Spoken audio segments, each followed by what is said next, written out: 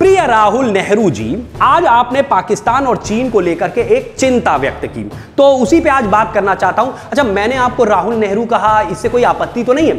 यदि आपत्ति है तो स्पष्टीकरण दे देता हूं कि भैया ऐसा है कि आपके पूरे खानदान में कोई गांधी कभी पैदा नहीं हुआ। गांधी जी का एक कतरा खून भी आपके परिवार के किसी सदस्य के अंदर नहीं हुआ करता था। ये तो आपके पापा की मम्मी ने जबरदस्ती सरनेम चुराया था, क्योंकि आपके पापा की मम्मी के पापा को यह पता था कि नेहरू सरनेम जनता में उतना स्वीकार्य नहीं होगा आगे चल के जितना कि गांधी सरनेम होगा। इसलिए बेहतर है कि आगे की राजनीति अगर वंशवाद के आधार पर चलानी है, जो कि उनको पता था कि वो चलाना चाहते थे, तो इसके लिए जरूरी था कि गांधी सरनेम दिया जाए, ना कि नेहरू। लेकिन जनता सब जानती है, तो मैं तो आपको राहुल नेहरू ही कहना पसंद करूंगा।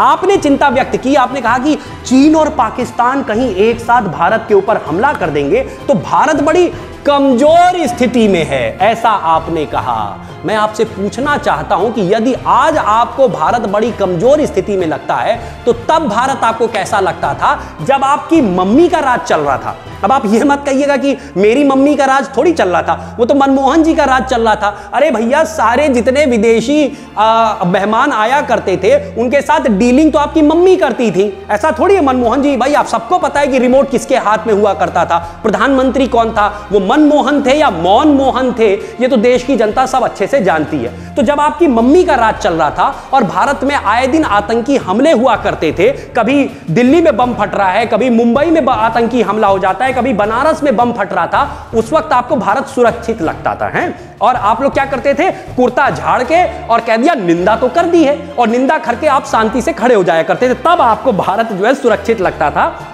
और आज जबकि भारत की सेना को पूरी तरीके से सुसज्जित किया जा रहा है, जिस जिस चीज की जरूरत है, Rafale, S-400, Chinook, bulletproof jacket, हर चीज मुहैया कराई जा रही है। आपकी मम्मी की सरकार की तरह नहीं कि 10 साल फाइल पे ही आप लोग बैठे रहे कि राफेल आ रहा, चिनूक आ रहा और कुछ नहीं आया, आपकी सरकार चली गई। आज हर तरीके से सेना को जो कुछ भी जरूरत है वो सामान, साजो सामान दिया जा रहा है।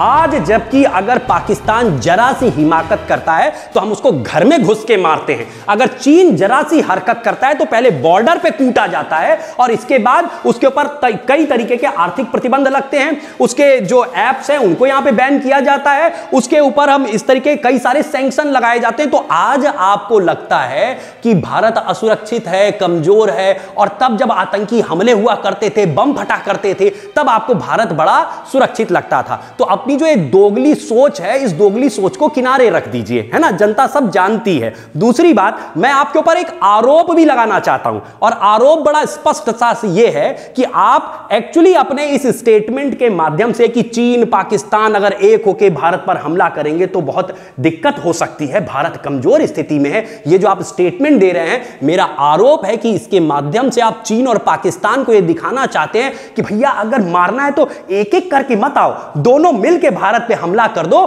क्योंकि आप चाहते हैं किसी तरीके से पीएम बन जाना, है ना? जनता तो आपको बनाएगी नहीं, आप समझ चुके हैं। जनता आपको एमपी बनाने को नहीं तैयार है। जनता तो आपको आपकी पुश्तैनी सीट अमेठी से मार के भगा दिया वायनाड, और वहां पे भी आप एमपी इसलिए बन पाए क्योंकि वहां पे आपने मुस्लिम लीग की मदद ली थी। अपने दम पे वहां पे आप एमपी भी नहीं बन सकते थे, और नहीं तो अगर आप अमेठी से चले दूसरी सीट पे लड़ना था तो भैया यहीं मध्य प्रदेश में लड़ लेते, यहीं कहीं महाराष्ट्र में लड़ लेते, जहां आपकी सरकारें चल रही थी वहां से कहीं से लड़ लेते। भारत के कोने वायनाड में जाके लड़ने की क्या जरूरत थी? क्योंकि आपको मालूम था वहां मुस्लिम लीग के समर्थन से येन केन प्रकारेण एमपी तो बन जाएंगे।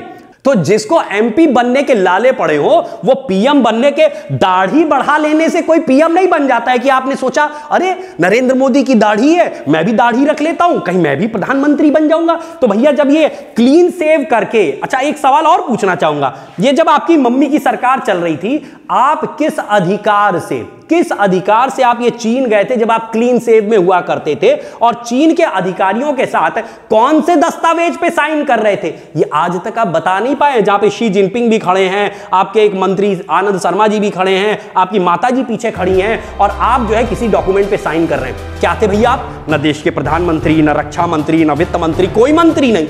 केवल सांसद हुआ करते थे। ऐसे तो देश में 500 से ज्यादा सांसद हैं। तो आप किस हैसियत से चीन में गए थे और कौन से दस्तावेज पे साइन कर रहे थे?